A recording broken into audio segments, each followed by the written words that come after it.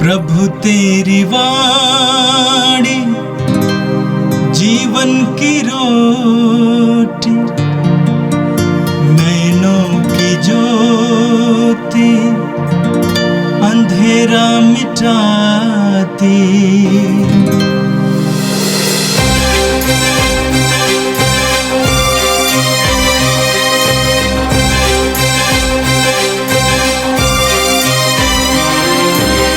प्रभु तेरी वाणी जीवन की रोटी, नैनों की ज्योति अंधेरा मिटाती। प्रभु तेरी वाणी जीवन की रोटी, नैनों की ज्योति अंधेरा मिटाती। वाणी वाणी वाणी वाणी वाणी पवित्र है, शाश्वत है, जीवन का मन्ना है। 3 जुलाई सोमवार, पहला पाठ प्रेरित चरित अध्याय 10 पद संख्याएं 24 से 35 तक। दूसरे दिन वह उनके साथ चल दिया और योपे के कुछ भाई भी उसके साथ हो लिए। वह अगले दिन कैसरिया पहुंचा। कर्नेलियुस अपने संबंधियों और घनिष्ठ मित्रों को बुलाकर उन लोगों की प्रतीक्षा कर रहा था। जब पेतरुस उनके यहाँ आया तो कर्नेलियुस उससे मिला और उसने पेतरुस के चरणों पर गिरकर उसे प्रणाम किया। किंतु पेतरुस ने उसे यह कहते हुए उठाया, खड़े हो जाइए, मैं भी तो मनुष्य हूँ। और उसके साथ बातचीत करते हुए घर में प्रवेश किया। वहाँ बहुत से लोगों को एकत्र देखकर पेतरुस ने उनसे यह कहा, आप जानते हैं कि गैर यहूदी से संपर्क रखना या उसके घर में प्रवेश करना यहूदी के लिए सख्त मना है। किंतु ईश्वर ने मुझ पर यह प्रकट किया है कि किसी भी मनुष्य को अशुद्ध अथवा पवित्र नहीं कहना चाहिए। इसलिए आपके बुलाने पर मैं बेखटके यहाँ आया हूँ। अब मैं पूछना चाहता हूँ कि आपने मुझे क्यों बुलाया? कर्नेलियुस ने उत्तर दिया, 4 दिन पहले इसी समय मैं अपने घर में संध्या की प्रार्थना कर रहा था कि उजले वस्त्र पहने एक पुरुष मेरे सामने आ खड़ा हुआ। उसने यह कहा, कर्नेलियुस, आपकी प्रार्थनाएं सुनी गई है और ईश्वर ने आपके भिक्षा दानों को याद किया। आप आदमियों को योप्पे भेजिए और सिमोन को, जो पेतरुस कहलाते हैं, बुलाइए। वह चर्मकार सिमोन के यहाँ समुद्र के किनारे ठहरे हुए हैं। मैं अपने को तुरंत बुला भेजा और आपने पधारने की कृपा की है। ईश्वर ने आपको जो जो आदेश दिए हैं उन्हें सुनने के लिए हम सब यहाँ आपके सामने उपस्थित हैं। पेतरुस ने कहा, मैं अब अच्छी तरह समझ गया हूँ कि ईश्वर किसी के साथ पक्षपात नहीं करता। मनुष्य किसी भी राष्ट्र का क्यों ना हो, यदि वह ईश्वर पर श्रद्धा रखकर धर्माचरण करता है तो वह ईश्वर का कृपा पात्र बन जाता है। यह प्रभु की वाणी है। संत योहन के अनुसार पवित्र सुसमाचार अध्याय 20 वाक्य 24 से 29 तक। ईसा के आने के समय 12 में से एक थॉमस, जो यमल कहलाता था, उनके साथ नहीं था। दूसरे शिष्यों ने उससे कहा, हमने प्रभु को देखा है। उसने उत्तर दिया, जब तक मैं उनके हाथों में कीलों का निशान न देख लूं, कीलों की जगह पर अपनी उंगली न रख दूं और उनकी बगल में अपना हाथ न डाल दूं, तब तक मैं विश्वास नहीं करूंगा। 8 दिन बाद उनके शिष्य फिर घर के भीतर थे और थॉमस उनके साथ था। द्वार बंद होने पर भी ईसा उनके बीच आकर खड़े हो गए और बोले, तुम्हें शांति मिले। तब उन्होंने थॉमस से कहा, अपनी उंगली यहां रखो, देखो ये मेरे हाथ हैं, अपना हाथ बढ़ाकर मेरी बगल में डालो और अविश्वासी नहीं बल्कि विश्वासी बनो। थॉमस ने उत्तर दिया, मेरे प्रभु मेरे ईश्वर। ईसा ने उससे कहा, क्या तुम इसलिए विश्वास करते हो कि तुमने मुझे देखा है? धन्य हैं वे जो बिना देखे ही विश्वास करते हैं। यह प्रभु का दिव्य सुसमाचार है। क्रिस्त प्रभु की जय। मेरे प्रिय भाई और बहनों, आज कैथोलिक कलीसिया प्रभु यीशु के 12 प्रेरितों में से एक संत थॉमस का पर्व मनाती है। दूसरी तरफ हमारे देश के हमारे हिंदू भाई बहन गुरु पूर्णिमा का पर्व भी मनाते हैं। गुरु पूर्णिमा के दिन वे अपने गुरुओं के पास जाते हैं, आश्रमों में जाते हैं और अपना आदर सम्मान प्रकट करते हैं।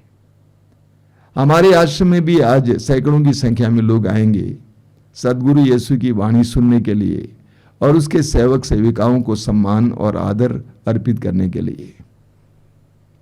मैंने आपसे कहा कि आज कैथोलिक कलीसिया संत थॉमस का पर्व मना रही है। संत थॉमस के बारे में सुसमाचार में हमें पढ़ने को मिलता है। सबसे पहली बात यह है कि संत थॉमस एक मछुए थे, साधारण से मछुए थे। उनके बारे में हमें यूहन्ना के सुसमाचार के अध्याय 11 में पढ़ने को मिलता है। जब प्रभु यीशु ने अपने शिष्यों से कहा कि हम बेथानिया जाएं, क्योंकि उनके मित्र लाजरुस के बारे में बताया गया था कि वो बीमार पड़े हुए हैं, तो शिष्यों ने कहा कि गुरुवर, जब वहां के लोग आपको मार डालना चाहते हैं तो आप क्यों वहां जाना चाहते हैं? तो थॉमस ने कहा कि हम भी जाएं और प्रभु के साथ, गुरु के साथ मरें। इसी प्रकार यूहन्ना के सुसमाचार के अध्याय 14 में भी हमें थॉमस के बारे में पढ़ने को मिलता है। थॉमस ने प्रभु से कहा, गुरु प्रभु, हम नहीं जानते कि आप कहां जा रहे हैं, तो आप कैसे कह सकते हैं कि हम उसका मार्ग जानते हैं? तो प्रभु ने घोषित किया, मार्ग सत्य और जीवन मैं हूं। तीसरा सुंदर प्रसंग आज के समाचार में आपने सुना कि कैसे थॉमस पहले यीशु के पुनरुत्थान पर विश्वास नहीं करते थे, लेकिन बाद में यीशु को अपने प्रभु और ईश्वर के रूप में स्वीकार करते हैं। आज का पहला पाठ प्रेरित चरित्र के अध्याय 10 से लिया गया था। प्रभु यीशु के शिष्य पवित्र आत्मा से प्रेरित थे, पवित्र आत्मा के अधीन थे। इसका एक सुंदर नमूना आज के पाठ में आपको मिला है। हमें पेतरुस के बारे में पढ़ने को मिला। पेतरुस योप्पे में थे। उस समय उनको एक दिव्य दर्शन मिला और उस दिव्य दर्शन के द्वारा प्रभु ने पेतरुस से कहा कि किसी भी व्यक्ति को या किसी चीज को अशुद्ध मत मानो, क्योंकि ईश्वर ने सब कुछ बनाया है। तभी कुछ लोग पेतरुस के पास आए कैसरिया से, यह कहते हुए कि हमारे मालिक आपको बुला रहे हैं, आइए। उनके मालिक एक गैर यहूदी थे, लेकिन शतपति थे। शतपति का मतलब जिसके अधीन 100 सैनिक होते हैं। पेतरुस बेधड़क बिना संकोच के उनकी बात को सुनकर कैसरिया की ओर चल पड़ते हैं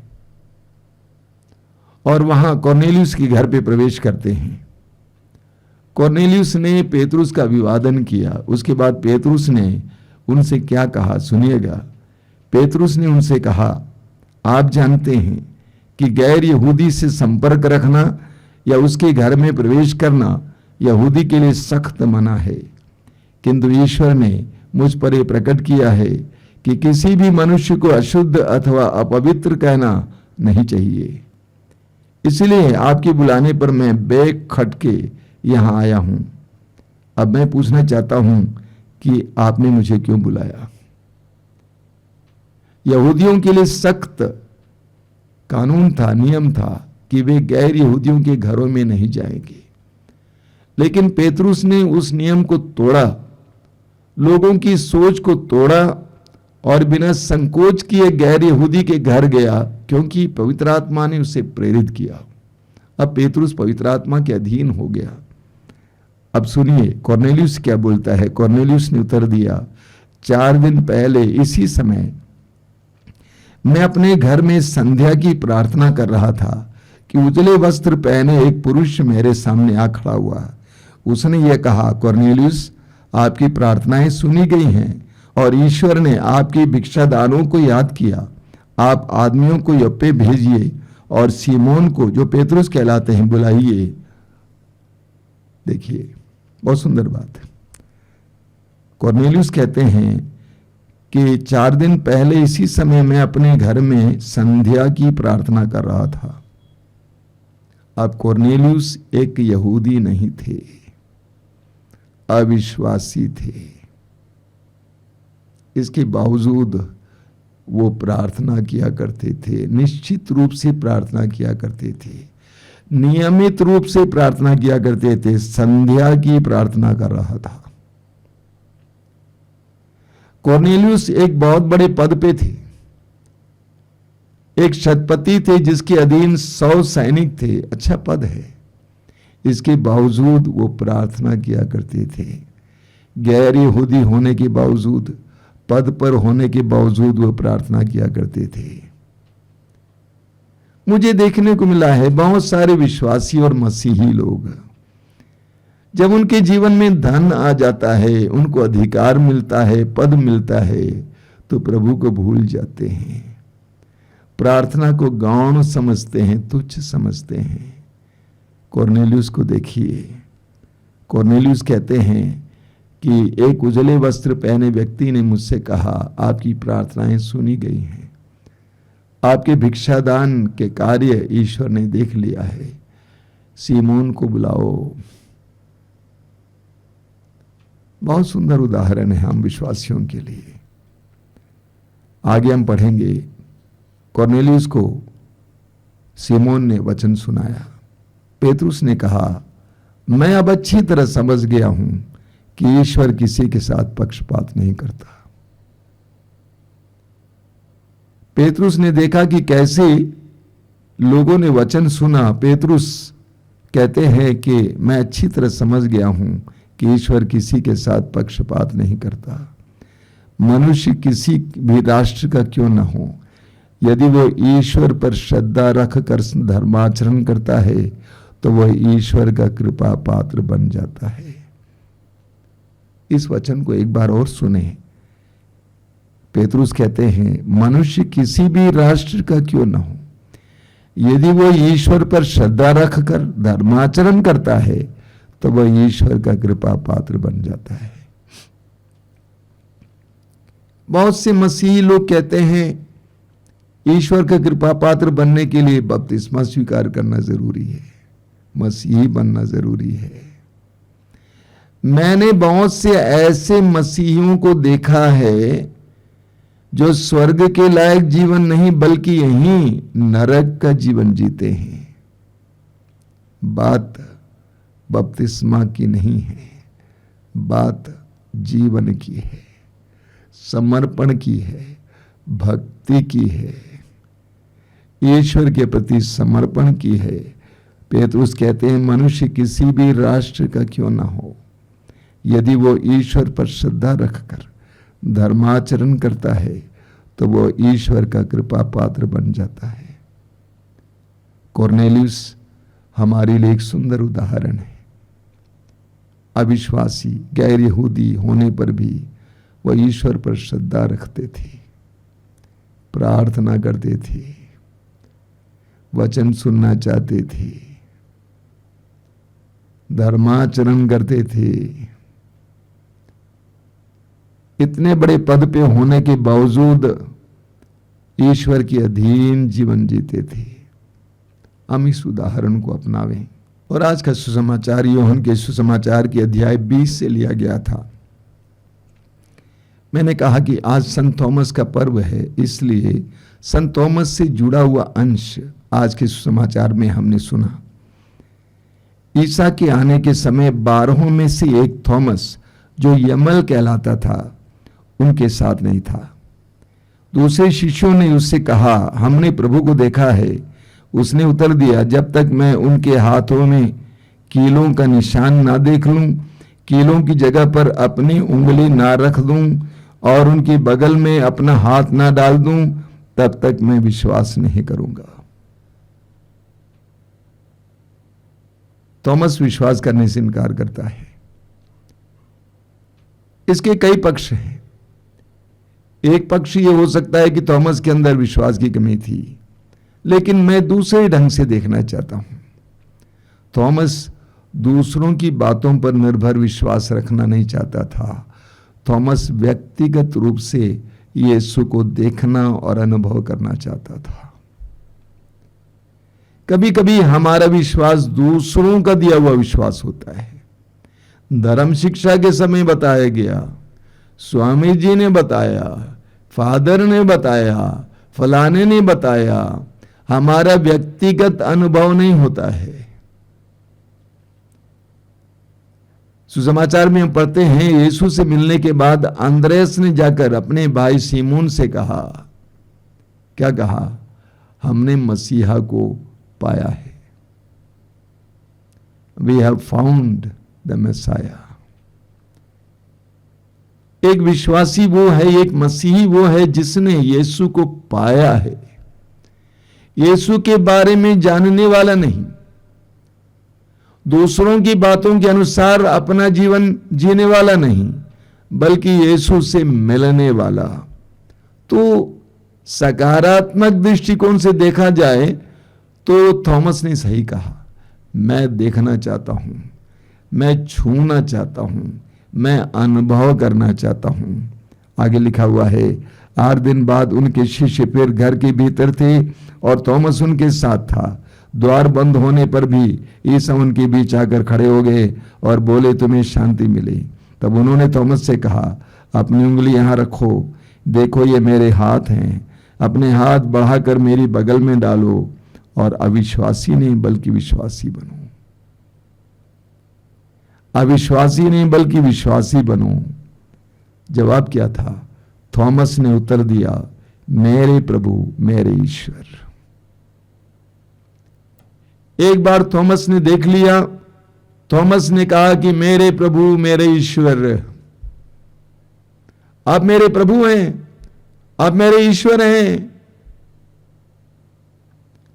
पहले पहले थॉमस विश्वास करने को तैयार नहीं था। जब यीशु को देखा, उसके बाद थॉमस ने अपने आप को पूरी तरह से प्रभु को समर्पित किया। आप मेरे ईश्वर हैं, आप मेरे प्रभु हैं, आप मेरे मालिक हैं। ईसा ने उससे कहा, क्या तुम इसलिए विश्वास करते हो कि तुमने मुझे देखा है? धन्य है वे जो बिना देखे ही विश्वास करते हैं। एक जबरदस्त शिक्षा है। कई लोग चमत्कार देखना चाहते हैं तभी विश्वास करते हैं। कई लोग कई चमत्कारों के बारे में सुनकर वहीं दौड़ते हैं, फलाने जगह ये हुआ था, फलाने जगह ये हुआ था, फलाने जगह जाने से ये होता है। कुछ लोग ऐसे हैं कलीसिया में, उनका काम ही यह है, वे देखकर विश्वास करना चाहते हैं। प्रभु यीशु कहते हैं, धन्य है वे जो बिना देखे ही विश्वास करते हैं। विश्वास के लिए देखने की आवश्यकता नहीं है। विश्वास विश्वास होता है। प्रभु कहते हैं, अंधविश्वासी मत बनो, अल्पविश्वासी मत बनो, अविश्वासी मत बनो, विश्वासी बनो। बिना देखे ही विश्वास करना। इब्राहिम ने ईश्वर पर विश्वास किया, हालांकि कोई चिन्ह दिखाई नहीं दे रहा था। ईश्वर ने प्रतिज्ञा की, तुम्हारी संतान असंख्य होंगी। कोई चिन्ह नहीं दिखाई दे रहा था 24 साल तक, तब भी इब्राहिम ने विश्वास किया। इब्राहिम ने विश्वास किया।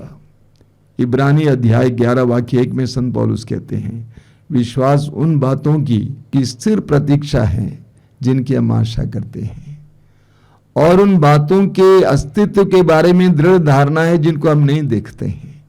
बिना देखे ही हम विश्वास करते हैं। आइए हम प्रार्थना करें। प्रभु यीशु, धन्यवाद देता हूं इस समय के लिए, आज के सुंदर दिन के लिए, इस महान पर्व के लिए, संत थॉमस के लिए। संत थॉमस हमारे भारतवर्ष के मध्यस्थ संत माना गया है। प्रभु हम प्रार्थना करते हैं हमारे भारतवर्ष के लिए, हमारे देश के लिए, कि हमारे भाई बहनों को भी यीशु को जानने की कृपा दीजिए। प्रभु इस समय विशेष करके हम प्रार्थना करते हैं हमारे विश्वास को बढ़ाना, हमें अंधविश्वास से, अल्प विश्वास से सच्चे विश्वासी बना, हर प्रकार की बाधा से हमें दूर करते हुए तेरे मार्ग पर चलना हमें सिखा। ए प्रभु यीशु, इन वचनों को सुनने वाले मेरे भाई बहनों को आशीर्वाद देना। आज का संपूर्ण दिन उनके लिए आशीष का दिन बने। हमारी इस प्रार्थना को ग्रहण कर, आमीन। प्रभु तेरी वाणी जीवन की रोटी, नैनों की ज्योति अंधेरा मिटाती। वाणी वाणी वाणी वाणी वाणी